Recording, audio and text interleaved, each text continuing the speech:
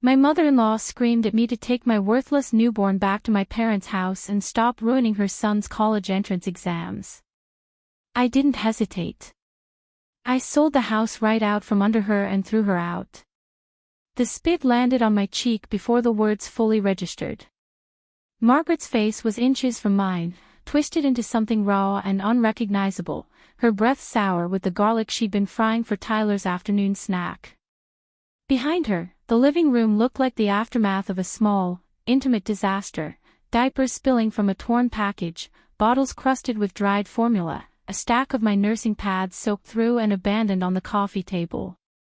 The air was thick with the smell of stale milk and the faint, acrid undertone of my own fever sweat. I had given birth 7 days ago, and my body still felt like a foreign country occupied by hostile forces, the stitches pulling at every step, the hot, swollen weight of my breasts, the dull, grinding ache in my womb that made every breath a small negotiation with pain. Tyler was sprawled on the sagging sofa, his noise-canceling headphones clamped over his ears like a second skull. His thumbs flew across the game controller, and every few seconds a tinny explosion rattled from the speakers. He didn't look up. He never looked up. In the 3 months he'd been living with us to focus on his studies, I had learned every contour of his profile, but I wasn't sure he could have picked me out of a police lineup. Margaret's finger was still hovering in the air between us, a bony, accusatory wand. "Did you hear me?" she shrieked. "Take that brat and get out.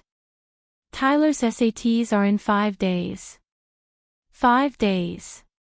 And you're in here crying day and night like some kind of wounded animal. You want to destroy his entire future." The word brat landed in my chest like a stone dropping into deep water. My daughter. 7 days old. Her face still new and soft as a petal, her cry a thin, bleeding thing that shattered my heart every time I couldn't soothe her fast enough. And this woman I had cooked for, cleaned for, handed my paycheck to for 3 years, had just called her a brat. Something inside me went very still. The kind of still that comes after the storm, when the debris has settled and you can finally see what's broken and what's still standing. I leaned against the doorframe, the wood cool through my sweat-soaked pajama top. My hand moved to my pocket, and I felt the hard rectangle of my phone. I had put it there this morning with a strange, almost superstitious certainty, like a soldier checking for dog tags before a battle. Now I pulled it out, and the screen lit up with a notification that made my heart skip once, hard, before settling into a new, colder rhythm. Asterisk transfer complete. Balance, $168,000.00 asterisk. Margaret's eyes, sharp and greedy as a magpie's, caught the glow of the screen. Her tirade faltered. "What's that?" she demanded. "What are you showing me?" I didn't answer. I just swiped my thumb, slow and deliberate, and brought up the next image. The deed to 302 Fairview Gardens, scanned and crisp, the black ink as sharp as the day I'd signed it. Owner, Emma Harper, date of transfer, March 12, 2018. 3 years ago. 3 years of pretending to pay a mortgage that didn't exist, of listening to Nathan's mother talk about our family home, while the truth sat locked in a safety deposit box downtown, growing teeth. Margaret's face went through a transformation that, in any other context, might have been almost beautiful. The fury drained first, leaving behind a blank, uncomprehending slackness. Then came the confusion, her brow furrowing as she tried to parse what she was seeing. And finally, like a slow-moving shadow, the dread. Her mouth opened, closed, opened again. The finger that had been pointing at my face dropped to her side. I pushed myself off the doorframe. The motion sent a bolt of pain through my abdomen, sharp and clean as a snapped wire, but I didn't let it show. I straightened my spine one vertebra at a time, until I was standing as tall as my battered body would allow. I was still pale, still trembling, still leaking milk through the front of my shirt, but in that moment, I felt something I hadn't felt in 3 years, the cold, fierce clarity of power. "Mom," I said, and the word came out like a knife wrapped in silk, "you were saying something about whose house this is?" The silence that followed was so complete I could hear the buzz of Tyler's headphones from across the room. Margaret's throat worked. Her eyes were fixed on my phone, pupils shrinking to pinpoints. I swiped again, and the next screen made her stagger back a step. Your property at 302 Fairview Gardens, Unit 3, has been listed for sale. Current status, 12 active buyers, 3 full cash offers pending, *. "I've been thinking," I said, and my voice was barely above a whisper, hoarse and raw from the fever, "about what you said. You're right. This house is too small, too noisy, too full of people who don't actually want me here. So I've decided to solve the problem." I turned the phone fully toward her, letting the screen's cold light illuminate the ruin of her face. "You and your college-bound prodigy," I said, and I said it slowly, savoring each syllable, "have 3 days to pack your things and get the hell out of my house." 3 years earlier, I had stood in a registry office wearing a white dress I'd bought on sale, holding a bouquet of grocery store roses, and I had believed, with every cell in my body, that I was stepping into a life of shared burdens and quiet joys. Nathan had cried when he saw me. Actual tears, tracking down his cheeks, and he'd whispered, "I'm the luckiest man in the world." Margaret had been there too, in a faded floral blouse that smelled faintly of mothballs, her eyes wet and shining. She'd taken my hands, her palms rough as tree bark, the nails cracked and yellowed from years of manual labor, and she'd said, "Emma, sweetheart, you're the daughter I always wanted. This family is going to take care of you forever." I had believed her. That was the part that, looking back, made me want to shake my younger self until her teeth rattled. I had believed her because I was 26 and in love, and because my own mother had raised me to see the best in people, even when they were showing me their worst. I had believed her because I didn't yet understand that some people use love like a currency, spending it only when they want to buy something in return. The apartment at 302 Fairview Gardens was a relic from the 1990s, 62 square meters of peeling wallpaper, groaning pipes, and windows that rattled every time a truck passed on the street below. Nathan's father had died 5 years earlier, eaten alive by a cancer that drained the family's savings and left behind a mountain of medical debt. Nathan had been paying it off ever since, chip by chip, like a man tunneling through a mountain with a teaspoon. There was no money for a new place. There was no money for much of anything. But I didn't care. I was a designer. I could see the bones of a space, the potential hiding under the grime. I looked at that shabby apartment and I saw the nursery we'd paint a soft sage green, the window seat where I'd curl up with our future children, the kitchen where I'd learn to bake Nathan's favorite bread. I saw a home. And then Margaret arrived with 3 enormous woven bags and a plaster statue wrapped in red cloth, and the home I'd imagined began to rot from the inside out. She set up the statue on the television stand, a serene-faced woman with downcast eyes, draped in robes that the sculptor had painted a garish gold. "This is for protection," she announced, lighting 3 sticks of incense that filled the apartment with a cloying, sandalwood sweetness that clung to the curtains for weeks. "To drive away bad luck." She turned to me, her smile wide and guileless, and said, "Emma, from now on, I'll be relying on you." I had thought she meant emotionally. I had thought she meant the way mothers rely on daughters, the way families lean on each other when times are hard. It wasn't until the money started disappearing that I understood, she meant it literally. She meant she intended to live off me, to drain me dry, to treat my bank account as an extension of her own. The first month was a honeymoon. Margaret cooked and cleaned and hummed old songs while she folded laundry. She asked about my design studio. I'd left my corporate job a year earlier to start it with my best friend Vivian, and she nodded approvingly when I told her about a new client. "Smart girl," she'd say. "Nathan is so lucky." I'd glow under the praise, hungry for it in a way I hadn't realized until it was given. Then, slowly, almost imperceptibly, the demands began. Emma, sweetie, my eyes aren't what they used to be. I can't read the prices at the market anymore. Could you just give me the grocery money directly? I'll do the shopping, don't you worry. I handed her $300. A week later, she needed more. Tyler's prep course fees are due.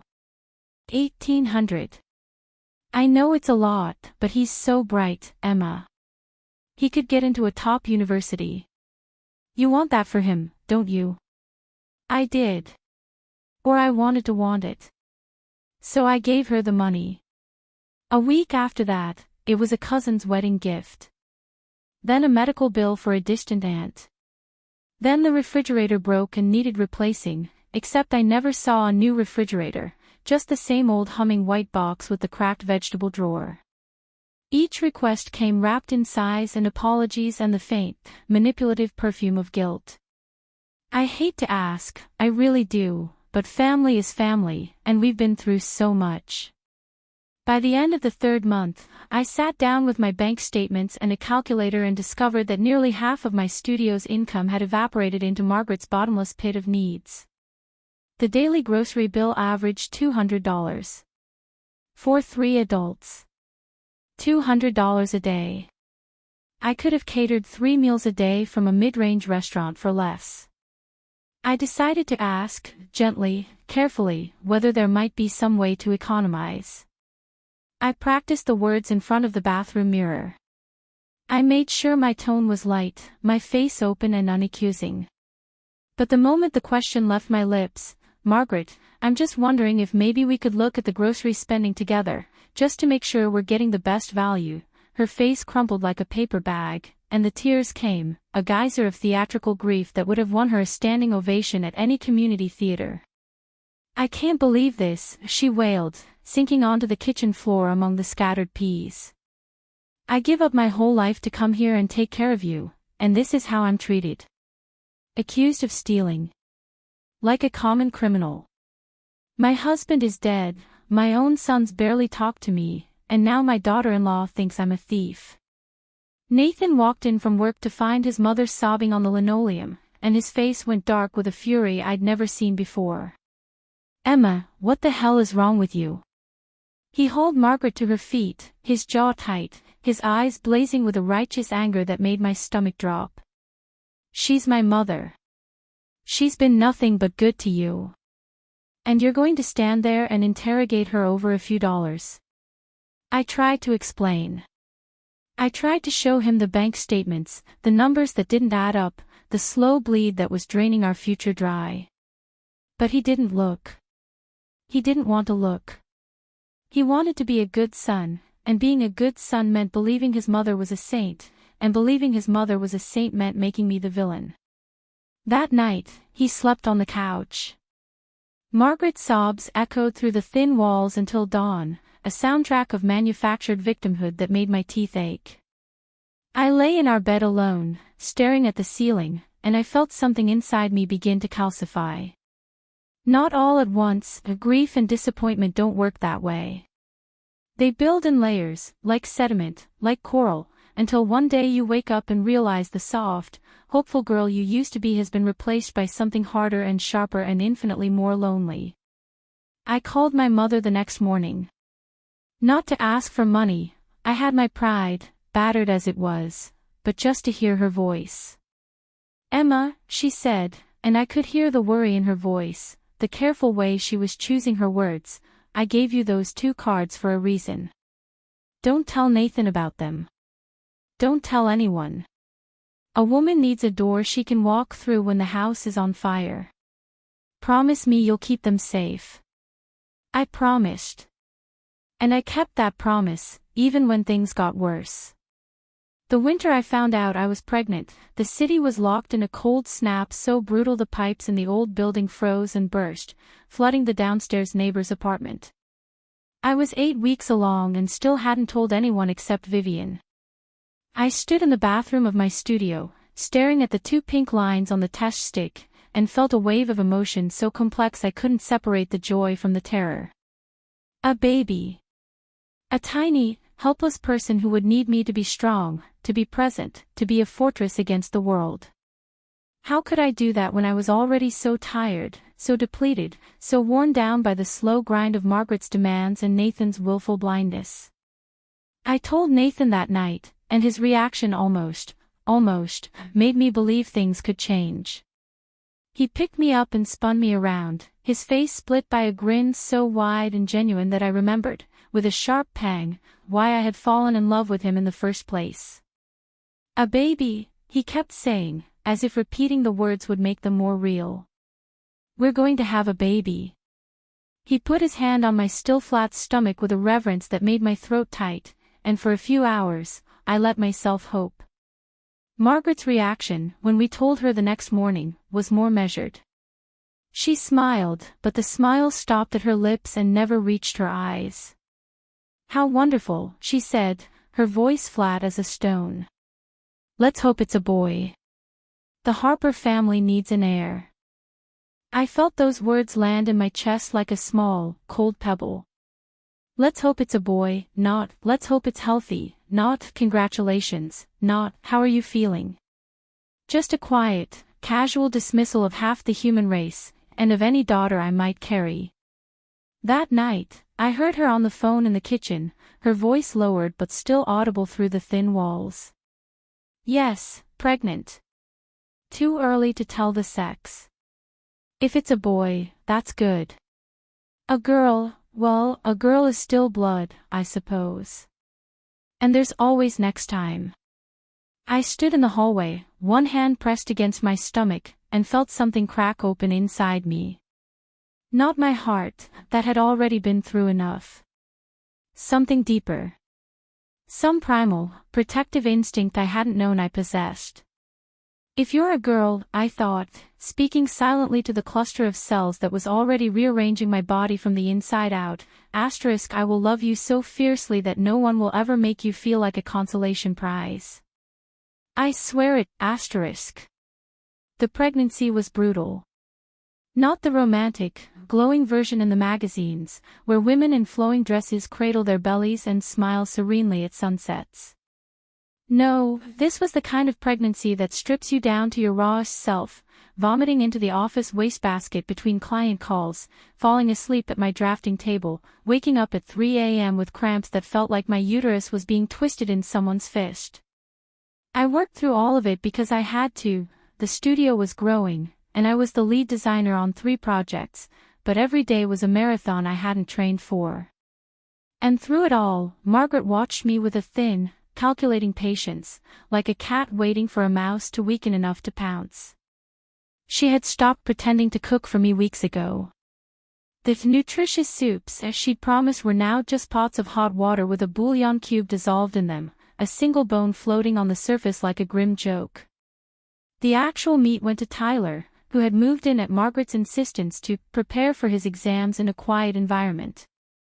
The quiet environment, as it turned out, involved blasting first-person shooter games until midnight while I lay in the next room, my hands pressed over my ears, my unborn daughter kicking in protest at the noise. I asked Nathan to send Tyler back to his dorm. "Just for a few months," I said. "Just until the baby came." Nathan looked at me with that familiar, trapped expression, the look of a man who knows he's failing everyone and can't figure out how to stop. "He's my brother, Emma. He needs support right now. This is the most important year of his life.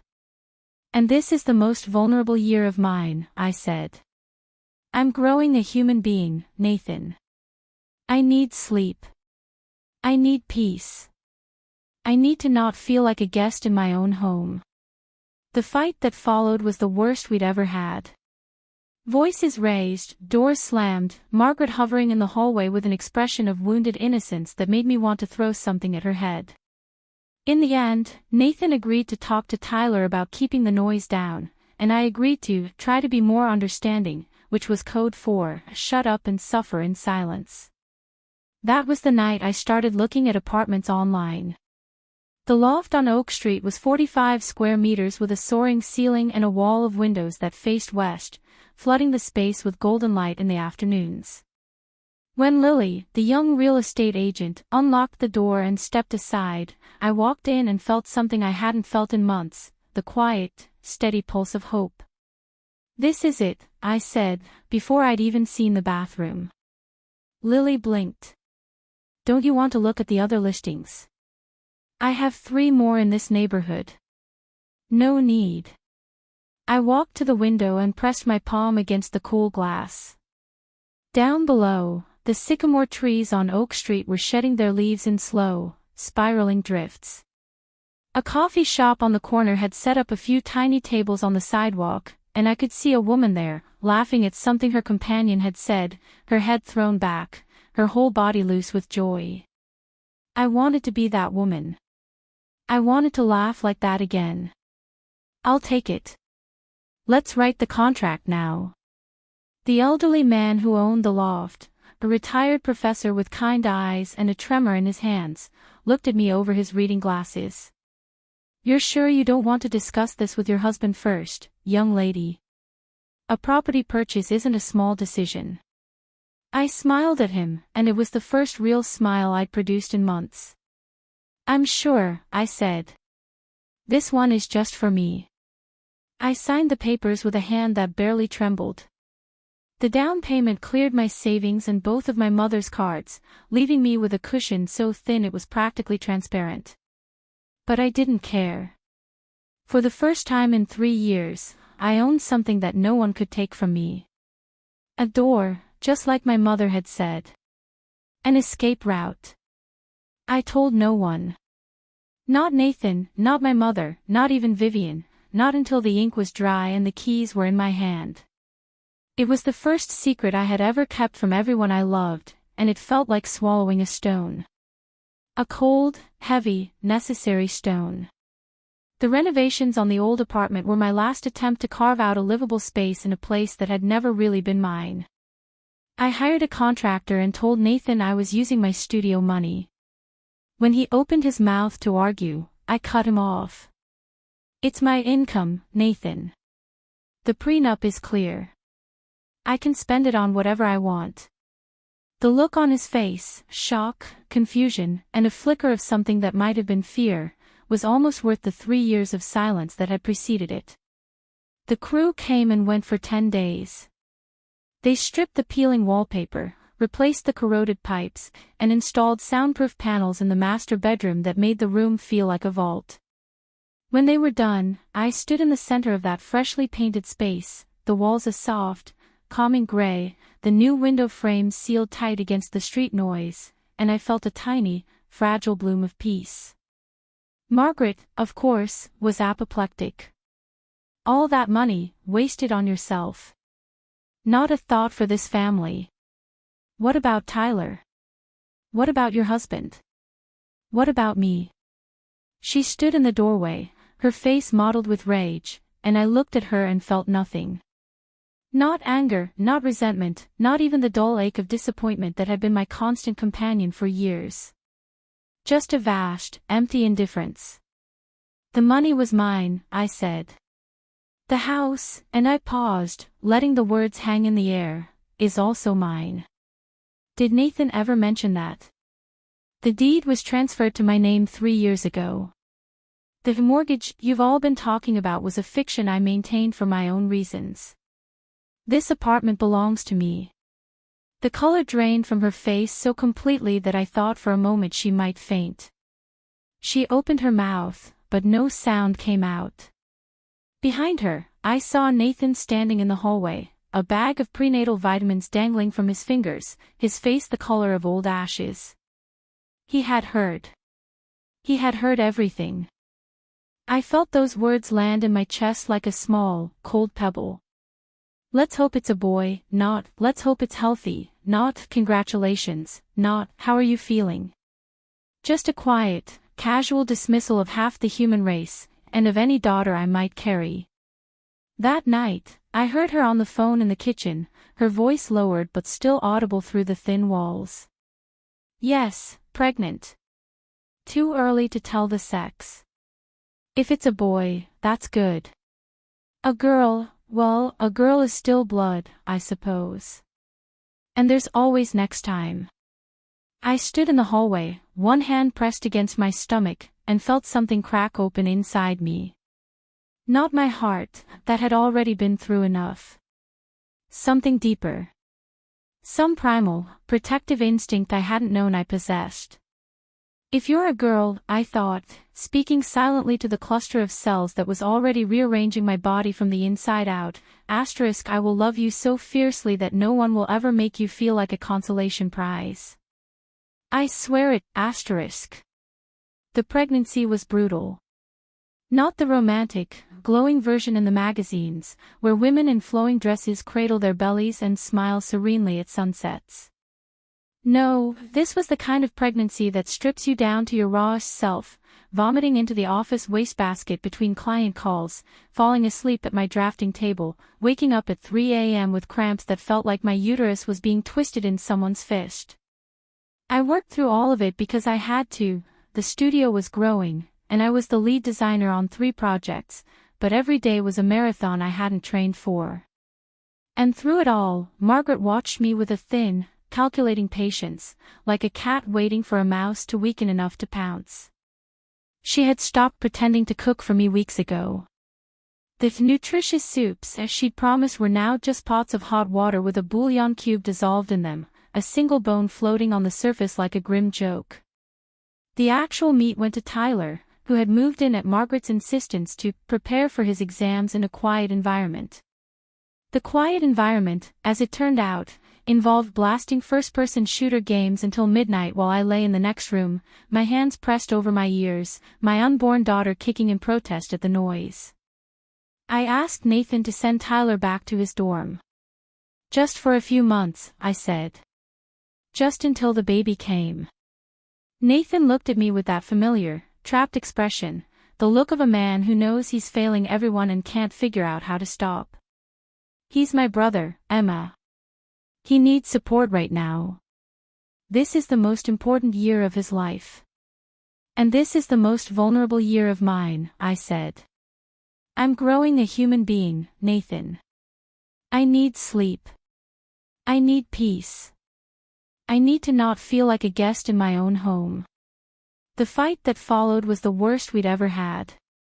Voices raised, doors slammed, Margaret hovering in the hallway with an expression of wounded innocence that made me want to throw something at her head. In the end, Nathan agreed to talk to Tyler about keeping the noise down, and I agreed to try to be more understanding, which was code for shut up and suffer in silence. That was the night I started looking at apartments online. The loft on Oak Street was 45 square meters with a soaring ceiling and a wall of windows that faced west, flooding the space with golden light in the afternoons. When Lily, the young real estate agent, unlocked the door and stepped aside, I walked in and felt something I hadn't felt in months, the quiet, steady pulse of hope.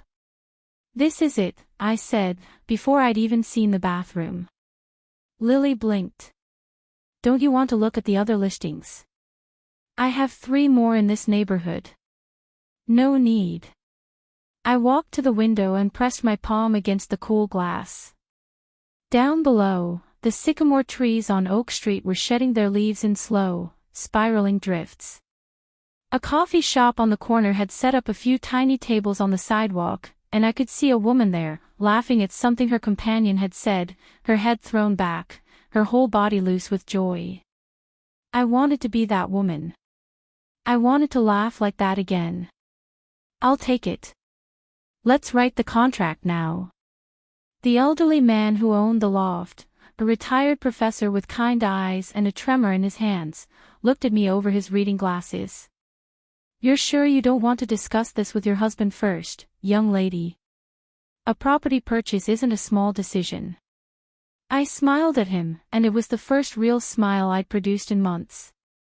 I'm sure, I said. This one is just for me. I signed the papers with a hand that barely trembled.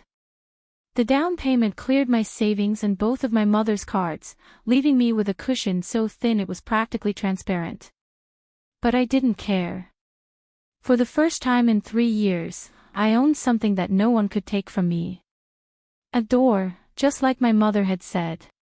An escape route. I told no one. Not Nathan, not my mother, not even Vivian, not until the ink was dry and the keys were in my hand.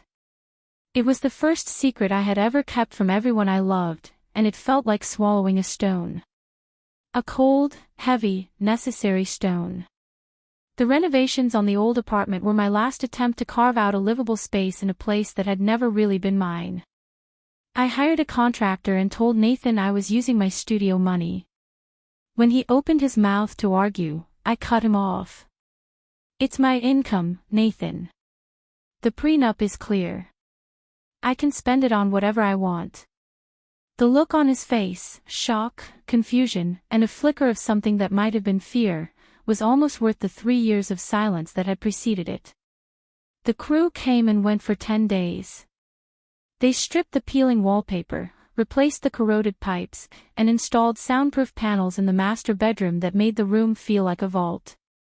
When they were done, I stood in the center of that freshly painted space, the walls a soft, calming gray, the new window frames sealed tight against the street noise, and I felt a tiny, fragile bloom of peace. Margaret, of course, was apoplectic. All that money, wasted on yourself. Not a thought for this family. What about Tyler? What about your husband? What about me? She stood in the doorway, her face mottled with rage, and I looked at her and felt nothing. Not anger, not resentment, not even the dull ache of disappointment that had been my constant companion for years. Just a vast, empty indifference. The money was mine, I said. The house, and I paused, letting the words hang in the air, is also mine. Did Nathan ever mention that? The deed was transferred to my name 3 years ago. The mortgage you've all been talking about was a fiction I maintained for my own reasons. This apartment belongs to me. The color drained from her face so completely that I thought for a moment she might faint. She opened her mouth, but no sound came out. Behind her, I saw Nathan standing in the hallway, a bag of prenatal vitamins dangling from his fingers, his face the color of old ashes.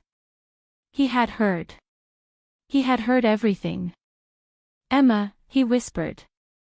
"Is that true?" I nodded. And something in his eyes, the last, fragile filament of the man I'd married, winked out. I gave birth on a Tuesday, in a delivery room that smelled of antiseptic and adrenaline. The labor was long and brutal, 23 hours of pain that built and receded and built again like a tide that refused to go out. When the doctor finally placed my daughter on my chest, wet and squalling and the most beautiful thing I had ever seen, I wept. Not the delicate, cinematic tears of a movie birth, but great, ugly, racking sobs that came from a place so deep I didn't know it existed. I wept for the pain, for the relief, for the fierce, overwhelming love that flooded every cell of my body the moment I saw her face. I wept for all the years I had spent trying to be good, trying to be small, trying to fit into a family that had never wanted me, only my labor, my money, my silence. I named her Iris. It meant rainbow, and she was my promise that the storm was finally ending. Margaret did not visit the hospital. Not once. When the nurses asked about my family, I said my mother would be arriving from out of state the following week, and I left it at that. Nathan came every day, his face a mask of exhaustion and guilt, and he held Iris with hands that trembled. He didn't say much. There wasn't much left to say. The day I was discharged, I carried Iris through the door of the old apartment and was hit by a wall of cigarette smoke so thick my eyes watered. Tyler was on the couch, as always, his game controller in his hands, an ashtray overflowing beside him. Margaret emerged from the kitchen and looked at the baby in my arms with an expression I can only describe as disdain. "Take her to the bedroom," she said. "And try to keep her quiet. Tyler has a practice test this afternoon." I didn't argue. I didn't have the energy. I just walked into my soundproofed room, shut the door, and sat down on the bed with my daughter in my arms. The silence, in that sealed space, was so complete that I could hear my own heartbeat. I could hear Iris breathing, tiny sips of air that made her chest rise and fall like a small, fragile bellows. We sat there for a long time, the two of us, cocooned in our gray-walled sanctuary, and I promised her, again and again, that I would get us out. That night, the fever hit. My breasts swelled into hot, rock-hard masses, the skin stretched shiny and red, and pain radiated through my chest and back until I was shaking uncontrollably. I tried to pump, biting down on a rolled-up towel, but nothing came out except a few drops of blood-tinged milk. The pain was so intense I saw stars, bright and sharp at the edges of my vision. Nathan came home to find me curled on the bed, drenched in sweat, my teeth chattering. He heated water for a compress and was kneeling beside me, his face creased with something that might have been genuine concern, when Margaret appeared in the doorway. "Nathan," she said, her voice clipped and businesslike, "I need to talk to you." "Not now, Mom." "Now." He followed her into the hallway, and even through the fog of my fever, I heard every word. Margaret's voice, high and thin, explaining that Tyler had bombed another practice test, that he was distracted by the noise, that the crying baby was ruining his concentration. "She needs to go," Margaret said. "Send her to her mother's for a month. Just until the exams are over. It's not a big deal, her mother is retired, she has nothing better to do." "Mom," Nathan said, and his voice was strained, "she just had a baby. She's sick. You can't ask me to." "I'm not asking," Margaret snapped. "I'm telling you. This family has sacrificed everything for Tyler's education. Everything. Are you going to let your wife's theatrics destroy all of that?" The word theatrics cut through the fever haze like a blade. My daughter was 7 days old. I was running 103-degree fever. And this woman whose bills I had paid, whose meals I had cooked, whose insults I had swallowed for 3 years, was calling my suffering a performance. I pushed myself up. The room tilted, but I steadied myself on the nightstand. I walked to the door, each step a negotiation with my own body, and I opened it. And then I told them both that the house was sold. The moment Margaret snatched Iris from my bed, something inside me went completely, terrifyingly silent. It was the silence of a prey animal that has spotted the predator, every nerve strung tight, every sense sharpened to a razor's edge. I saw her back toward the window, the old, unbarred window that looked down 6 stories to the concrete courtyard below, and I felt time stretch and slow, each second becoming a long, elastic thing. Iris was screaming.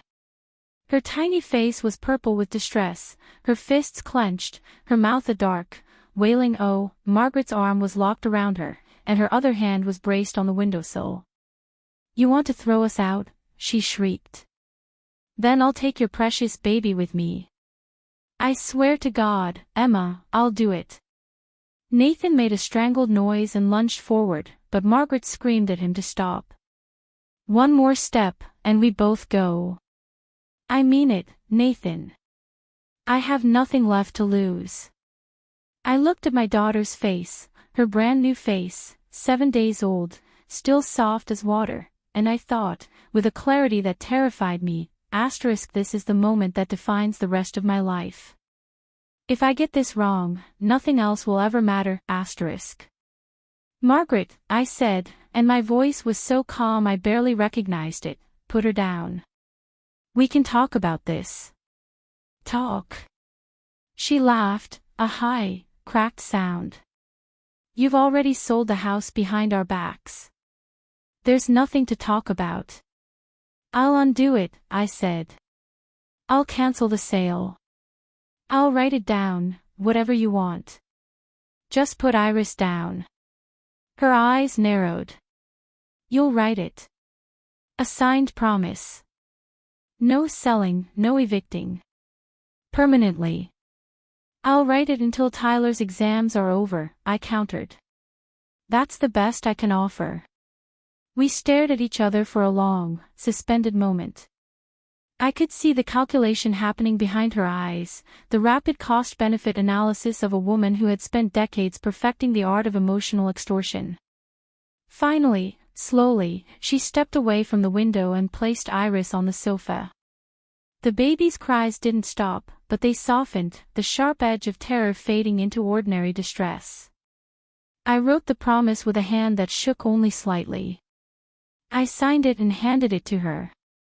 She folded it carefully and tucked it into her bra, and then she looked at me with an expression of pure, distilled triumph. "That's better," she said. "Now go to your room. Tyler needs quiet." I scooped Iris into my arms and locked us in the bedroom. I sat on the floor with my back against the door, my daughter pressed to my chest, and I let myself fall apart. The sobs came in waves, silent and wrenching, my whole body shaking with the release of a terror I hadn't allowed myself to feel in the moment. She could have died, I thought. My baby could have died, and I would have had to watch, and there would have been nothing I could have done. When the shaking stopped, I reached for my phone. My fingers were still trembling, but I dialed Vivian's number from memory. "Viv," I said, when she picked up. "I need a lawyer. And I need to disappear for a while. Can you help me?" Mr. Harrison's office was on the 14th floor of a glass tower downtown, all clean lines and muted grays. He was a small man in a large chair, with steel-rimmed glasses and a voice that sounded like gravel rolling downhill. I sat across from him, Iris in a carrier at my feet, and told him everything. The money, the threats, the signed promise, the moment at the window. I played him the recording I'd made, every word, every shriek, every second of Margaret's unraveling. When it was over, he removed his glasses and polished them slowly with a cloth from his desk drawer. "Miss Harper," he said, "the document you signed under duress is legally void. What your mother-in-law did constitutes coercion, reckless endangerment, and, if we want to push it, attempted kidnapping. The recording alone is enough to secure a protection order. If you want to press charges, we can do that too." I looked down at Iris, sleeping peacefully in her carrier, her tiny lips pursed as if she were dreaming of something sweet. "Will she go to jail?" "Possibly," Mr. Harrison said. "More likely, she'll get a suspended sentence and probation, especially given her age and lack of prior record. But the protection order will be ironclad. She won't be able to come within 100 yards of you or your daughter. If she violates it, she goes to jail immediately. No warnings, no second chances." I thought about that. I thought about the years of small cruelties, the slow erosion of my self-worth, the way Margaret had made me feel like a guest in my own life. And then I thought about her standing at that window, my daughter in her arms, the concrete 6 stories below. "Do it," I said. "All of it." The days that followed were a blur of police interviews, legal filings, and the quiet, logistical work of dismantling a life. Janet and Chloe, the 2 security agents I'd hired, became my shadows, calm, capable women who stood between me and the world with a quiet competence that made me want to weep with gratitude. They accompanied me to the apartment when I went to collect the last of my things. Margaret was there, her face a mask of cold fury, but she didn't approach. She didn't dare. The protection order was already in effect. Nathan was there too. He stood in the hallway, watching me pack, his hands hanging uselessly at his sides. "Emma," he said, and his voice cracked on my name. "Please. Can we talk?" I zipped my suitcase and turned to face him. "What do you want to talk about, Nathan?" "Everything. Us. How we got here. I know I messed up. I know I should have done more. But I love you. I love Iris. I don't want to lose my family." I looked at him, really looked at him, for the first time in months. He was still handsome, still had the same kind eyes and gentle smile that had made me fall in love with him. But there was something missing now, some essential scaffolding that had collapsed under the weight of his own passivity. I felt a wave of sadness, deep and genuine, but it was the sadness you feel for a stranger, not for someone you once planned to grow old with. "Nathan," I said, "I loved you so much. For years, I loved you more than I loved myself. But I can't do it anymore. I can't be the only one fighting. I can't raise our daughter in a house where her grandmother calls her a brat and threatens to throw her out a window. I can't spend the rest of my life waiting for you to choose us over your mother, because I don't think you ever will." His face crumpled. "That's not fair." "Maybe not," I said. "But it's true. And I've spent 3 years pretending it wasn't. I'm done pretending." I picked up Iris's carrier and walked out of the apartment for the last time. The divorce was finalized on a gray Tuesday morning, in a courthouse that smelled of floor wax and old paper. Nathan and I sat on opposite sides of a conference table, our lawyers flanking us like seconds at a duel. The settlement was straightforward. The loft was mine, the proceeds from the sale of the old apartment were split evenly, and I had full custody of Iris with Nathan granted reasonable visitation. He signed the papers with a hand that barely trembled, and when it was done, he looked at me across the table. "I'm sorry," he said. "For everything." I nodded. "I know." We walked out of the courthouse together, and at the bottom of the steps, we went in different directions. I didn't look back. 6 months later, I was standing in the open-plan office of 𝐒𝐓𝐎𝐑𝐘 Design, a cup of good coffee in my hand, looking at the downtown skyline through floor-to-ceiling windows. Iris was in the company's on-site nursery, 2 floors down, probably being doted on by the staff who had already declared her the cutest baby in the building. My first solo project, a boutique hotel redesign, had just been approved by the client, and my boss had sent me a handwritten note that morning, * knew you were the right choice. Let's make this one count, *. I thought about the woman I'd been a year ago, exhausted, trapped, hollowed out by a life that had never really been mine. I thought about the journey from that cramped, smoke-filled apartment to this bright, humming office, and I felt something expand in my chest that was part pride, part wonder, part quiet, steady joy. Vivian called that afternoon. "Dinner tonight. I found a new Thai place that's supposed to be incredible." "I can't," I said. "Iris has a pediatrician appointment at 6. Tomorrow." "Done." "Hey, Emma." "Yeah. I'm really proud of you." I smiled, and this time, it reached every corner of my face. "Thanks, Viv. I'm pretty proud of me too." That night, after Iris was asleep, I sat by the window of my loft and watched the city lights flicker on, one by one. The sycamore trees on Oak Street were in full leaf now, their green canopies rustling in the warm summer breeze. The coffee shop on the corner had strung up fairy lights, and I could hear the faint strains of jazz drifting up from the sidewalk. I thought about my mother, who had slipped 2 bank cards into my suitcase and told me to keep a door open. I thought about Vivian, who had found me the loft and the lawyer and held my hand through the worst months of my life. I thought about the security agents, Janet and Chloe, who had stood between me and the abyss without flinching. I thought about Mr. Harrison, who had fought for me with a quiet ferocity I would never forget. And I thought about myself, the girl who had walked into a shabby apartment 3 years ago with stars in her eyes and love in her heart, and the woman who had walked out with a baby on her hip and a spine of steel. I hadn't known, back then, how strong I could be. I hadn't known that the soft, hopeful girl I used to be could harden into something unbreakable without losing her capacity for joy. But I knew now. I knew that I could be soft and fierce, gentle and unyielding, a mother and a creator and a woman who would never again let anyone make her feel small. I leaned my forehead against the cool glass and watched the city glitter below me, and I whispered into the silence, to no one and to everyone, to my daughter and my past and the long, unwritten future stretching out ahead, we made it. And the night, warm and full of stars, seemed to whisper back, *yes. You did, asterisk. The first year alone was both harder and easier than I'd imagined. Harder, because raising an infant without a partner meant there was no one to hand her off to at 3 in the morning when she was screaming with colic and I hadn't slept in 2 days.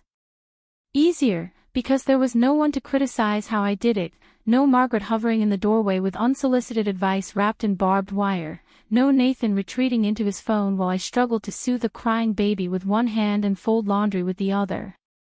Iris grew like a weed in sunlight. By 6 months, she had a laugh that could crack open the grayest morning, a full-throated, head-thrown-back cackle that made strangers in the grocery store stop and smile. By 8 months, she was crawling, and I had to baby-proof the loft at lightning speed, shoving foam corner guards onto every sharp edge and installing a gate at the top of the stairs. By her first birthday, she was taking wobbly steps across the living room floor, her arms outstretched, her face a mixture of terror and triumph, and I was crouched on the other side with tears streaming down my face, whispering, "Come on, baby. You can do it. Mama's right here."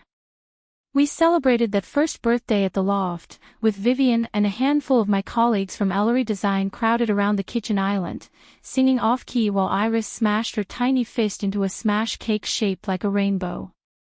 The loft was decorated with streamers and balloons, and someone had tied a "Happy Birthday" banner across the windows, the letters backlit by the afternoon sun.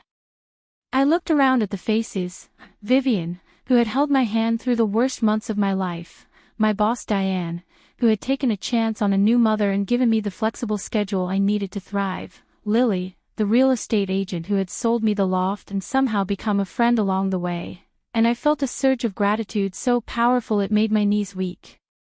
"This is your village," Vivian said later, as we cleaned up the wreckage of wrapping paper and cake crumbs. "You built this, Emma. From scratch." I looked at Iris, asleep in her high chair with frosting still smeared across her cheek, and I nodded. "We built it," I said. "Together." But even as I said it, I felt something tug at the edge of my awareness, a loose thread, a faint shadow, a name I hadn't spoken aloud in nearly a year. Nathan. He had sent a gift for Iris's birthday, a plush rabbit with long, floppy ears, wrapped in brown paper and delivered by courier. There was no card, just a small tag that said "For Iris, with love." I had put the rabbit on a shelf in the nursery and tried not to think about what "with love" meant from a man who had let his mother threaten to throw our daughter out a window. He had visitation rights. Every other weekend, technically, though he'd only exercised them a handful of times, and always in supervised settings, a park, a play center, never his own apartment. I didn't know where he was living now. I didn't know if Margaret was still with him. I didn't know anything about his life, and I told myself I didn't care. But the loose thread was still there, tugging. Part 2, the letter. It arrived on a Wednesday in November, when Iris was 18 months old. I was home from work, sautéing onions for a pasta sauce while Iris sat on the kitchen floor banging a wooden spoon against a pot. The doorbell rang, and when I opened the door, there was no one there, just a plain white envelope on the welcome mat, my name written across the front in handwriting I recognized immediately. Nathan's handwriting. The same neat, slightly cramped letters I'd seen on 1,000 grocery lists and birthday cards.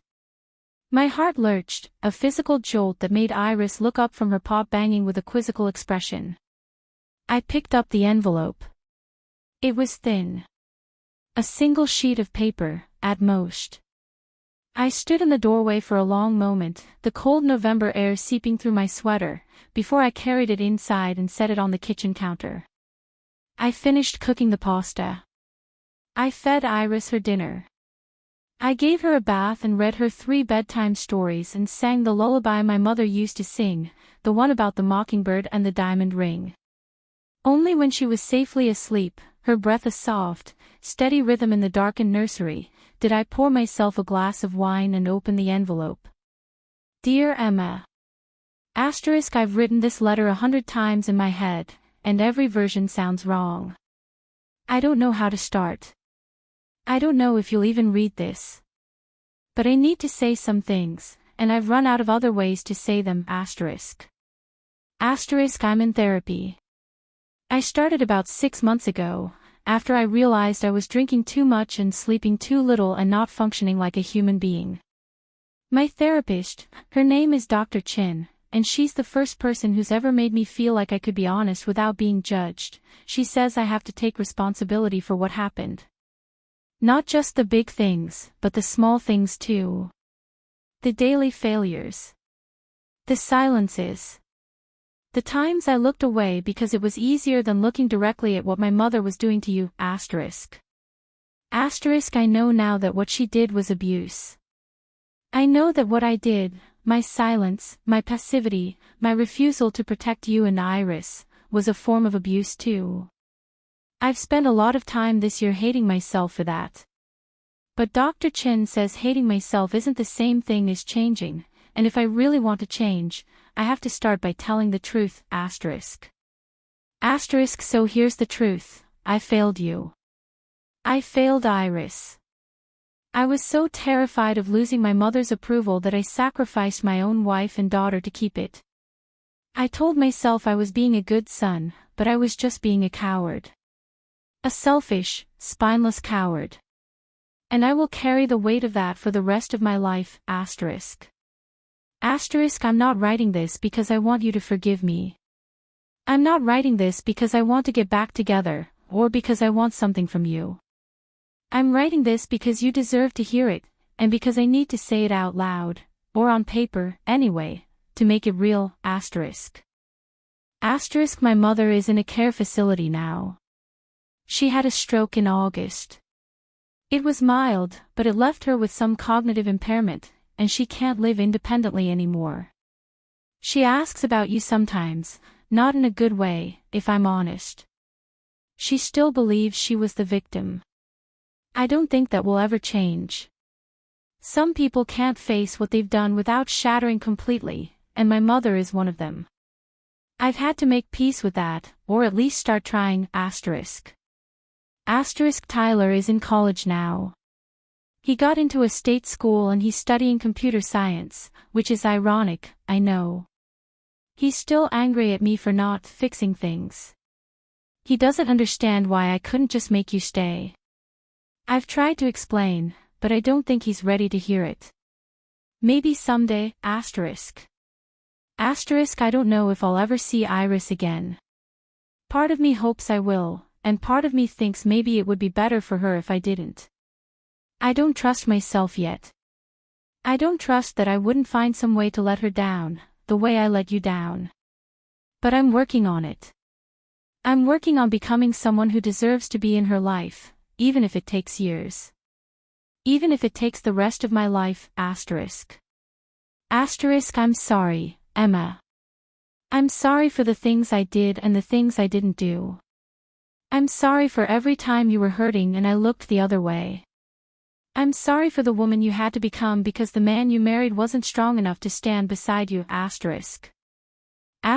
hope you're happy.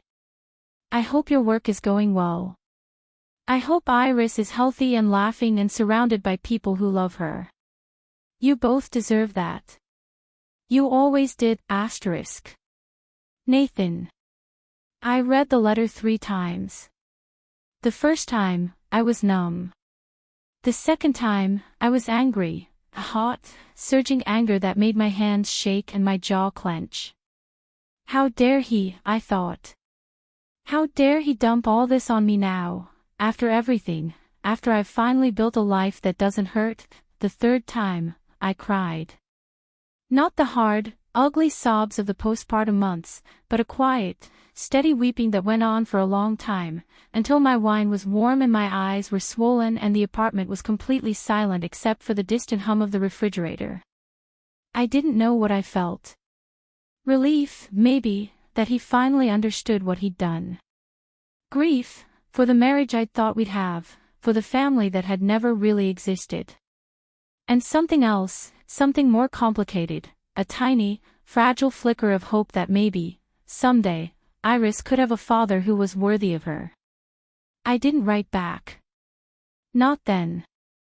I folded the letter carefully and put it in the drawer of my nightstand, next to the hospital bracelet from Iris's birth and the key to the loft and a photograph of my mother holding me as a baby. I wasn't ready to answer. I didn't know if I ever would be. But the loose thread was still there. And it was pulling harder now. Part 3, The Call. 6 months later, on a warm May evening, my phone rang with a number I didn't recognize. I almost let it go to voicemail. I was in the middle of putting Iris to bed, and she was fighting sleep with the ferocity of a tiny warrior, but something made me pick up. Hello? Emma. The voice was male, uncertain, and it took me a moment to place it. It's Tyler. I nearly dropped the phone. Tyler. The last time I'd seen him, he'd been slumped on the couch with his game controller, headphones clamped over his ears, oblivious to the chaos erupting around him. I had spent 3 years resenting his presence, resenting the way Margaret had used him as a weapon, resenting the way Nathan had prioritized his brother's comfort over his wife's sanity. And now here he was, on the other end of a phone line, his voice deeper than I remembered, with an edge of nervousness that made him sound younger than his 20 years. Tyler, I said carefully. It's been a long time. Yeah. I know. I'm sorry to call out of the blue like this. I got your number from Nathan. I hope that's okay. Iris squirmed in my arms, and I shifted her to my other hip. It's fine. What's going on? A pause. I could hear him breathing, could almost hear him gathering his courage. I wanted to apologize, he said finally. For everything. For the way I acted when I lived with you. For the way I treated you. For not seeing what my mom was doing. Or not wanting to see it, I guess. I didn't say anything. I didn't know what to say. I've been in therapy too, he continued, his voice speeding up now, as if he was afraid he'd lose his nerve. Nathan kind of insisted on it, after Mom's stroke. I didn't want to go at first. I thought it was stupid. But my therapist, he's this old guy with a beard, kind of looks like Santa Claus, he made me start talking about stuff I'd been avoiding my whole life. How Mom used to pit me and Nathan against each other. How she made me think I was special, chosen, the one who was going to save the family, and how that was actually just a way to control me. How she used my exams, my future, as a weapon to get what she wanted. He paused, and when he spoke again, his voice was thick. I didn't know about the window. Not until months later.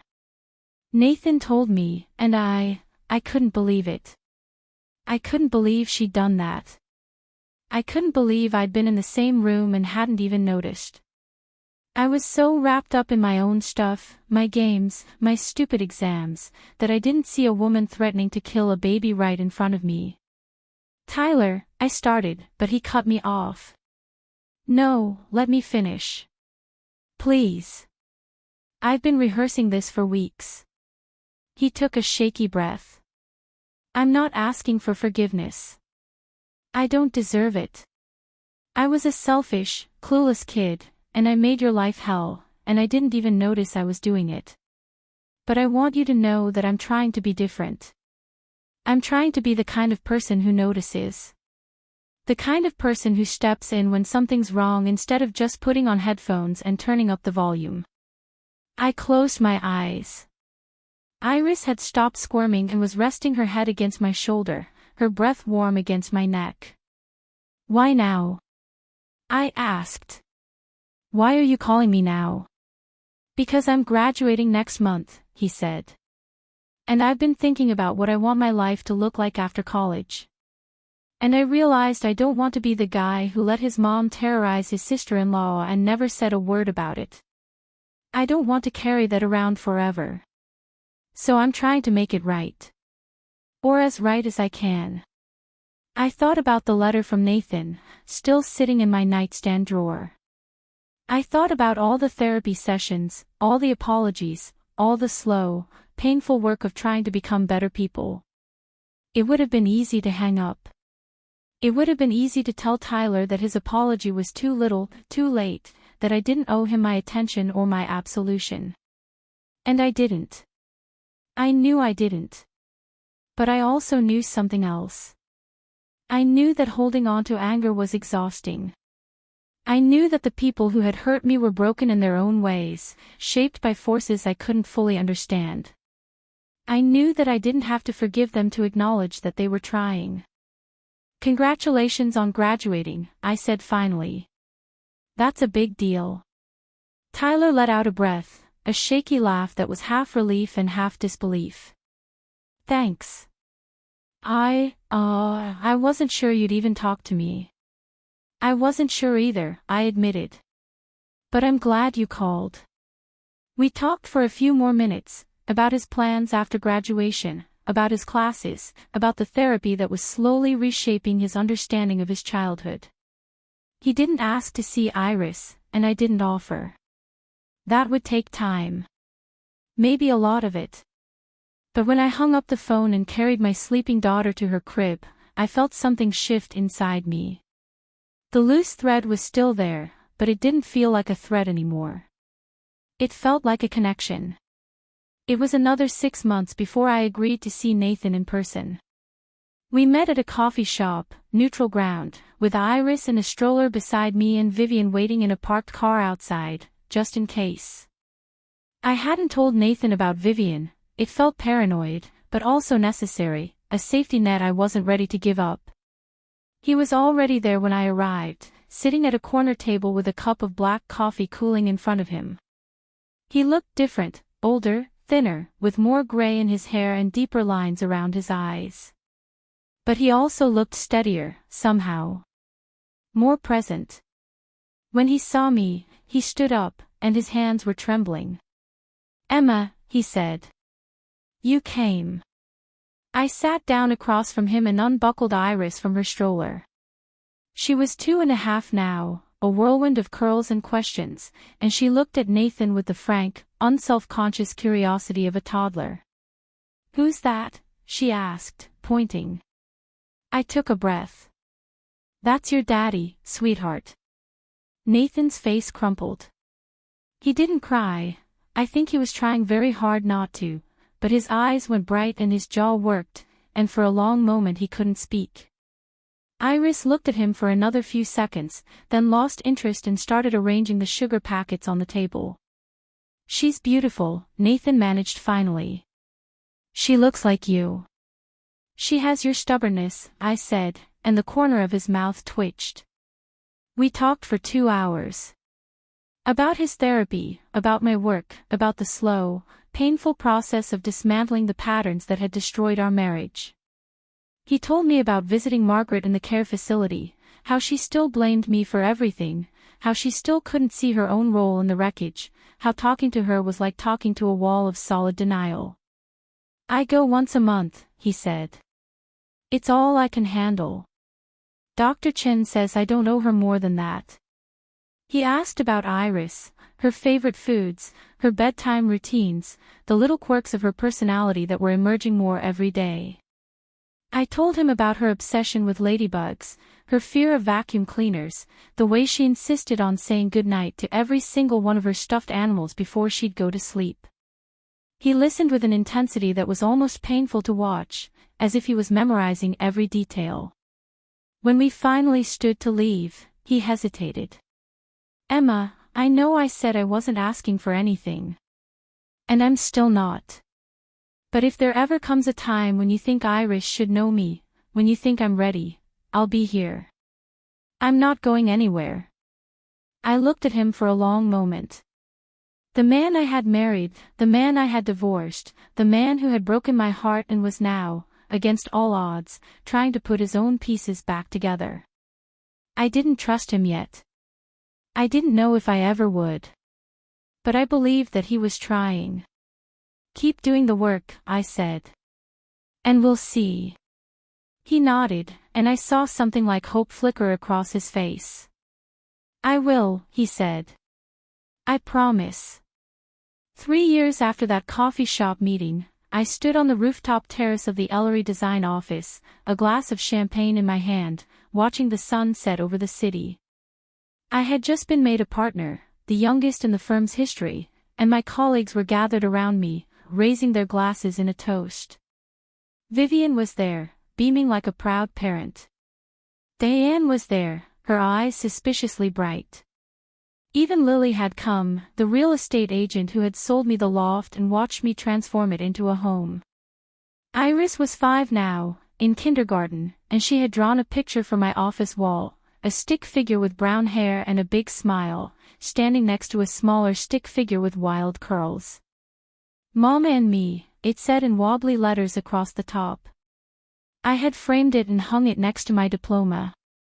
Nathan was in Iris's life now, not as a primary parent, not as someone I relied on, but as a steady, consistent presence. He saw her every other weekend, and sometimes on Wednesday evenings. He came to her dance recitals and her parent-teacher conferences. He had earned back a place in her world, slowly and painfully, through years of therapy and self-work and the quiet, unglamorous labor of showing up. We weren't friends, exactly. We would never be friends.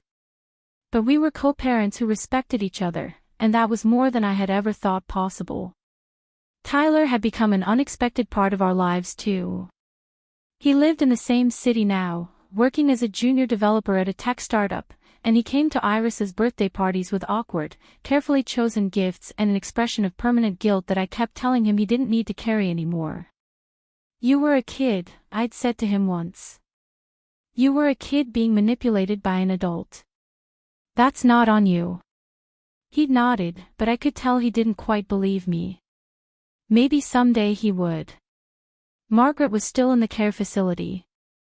I hadn't seen her since the day I'd walked out of the old apartment, and I had no intention of ever seeing her again. The protection order was still in effect, renewed every year without fail. Nathan visited her once a month, and he always came back looking drained and hollow. "She still asks about you," he told me once. "She still thinks you're the villain." I shrugged. "Let her," I said.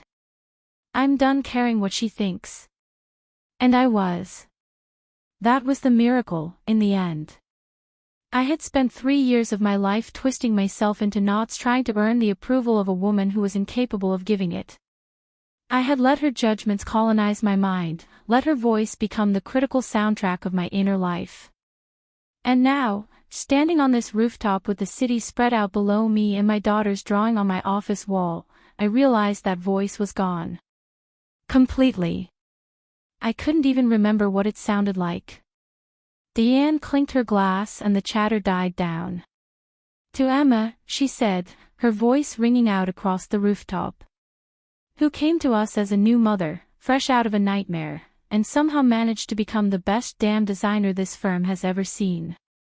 Emma, you didn't just survive. You thrived. And you showed all of us what strength really looks like." Everyone raised their glasses, and I felt my throat tighten. I looked at the faces around me, my village, my chosen family, the people who had caught me when I fell and pushed me when I needed pushing, and I thought about how far I'd come. Not just from the old apartment, not just from Nathan and Margaret and the woman I used to be, but from the girl who had walked into a shabby apartment 6 years ago with stars in her eyes and no idea what she was walking into. That girl was still inside me somewhere, she always would be, but she wasn't in charge anymore. The woman who was in charge had built a life from the ashes of a failed marriage. She had raised a daughter who was fierce and kind and curious about the world. She had made partner at a firm that valued her. She had learned to trust people again, to let them in, to build a community that sustained her instead of draining her dry. I raised my glass. "To my daughter," I said, my voice steady. "Who taught me what I was fighting for. And to all of you, who helped me fight it. Thank you." The toast rippled through the crowd, and then the party resumed its cheerful hum. I stood at the edge of the rooftop, looking out at the city lights, and I thought about the letter still folded in my nightstand drawer, the phone call from Tyler, the coffee shop meeting where I'd let Nathan back into our lives just enough to give Iris a father. I thought about all the people who had hurt me and all the people who had healed me. I thought about the long, crooked path that had brought me here, and the longer, brighter one still ahead. Happy. Vivian appeared at my elbow, her glass empty and her smile wide. I looked at her, then back at the city, then up at the sky where the first stars were beginning to show. Yeah, I said. I really am. And I was. Not because everything was perfect, not because all the wounds had healed without scars, but because I had finally, completely, stopped waiting for someone else to give me permission to live my own life. I had taken the wheel, and I was driving, and the road ahead was open and wide and full of light. I thought of my mother, who had slipped those bank cards into my suitcase all those years ago. I thought of what she'd said, a woman needs a door she can walk through when the house is on fire. The house had burned. I had walked through the door. And on the other side, I had found a world I never could have imagined, a world where I was strong, where I was loved, where I was free. I took Vivian's arm and let her pull me back into the party. Tomorrow there would be new projects, new challenges, new battles to fight and new joys to savor. But tonight, there was champagne and laughter and the warm glow of a life hard won. And somewhere, in a care facility across town, a bitter old woman sat alone in her room, still telling herself she was the victim. But her voice didn't reach me anymore. It had been drowned out by something louder, something stronger, something that had been growing inside me for years. My own voice. Finally, completely, irrevocably, my own.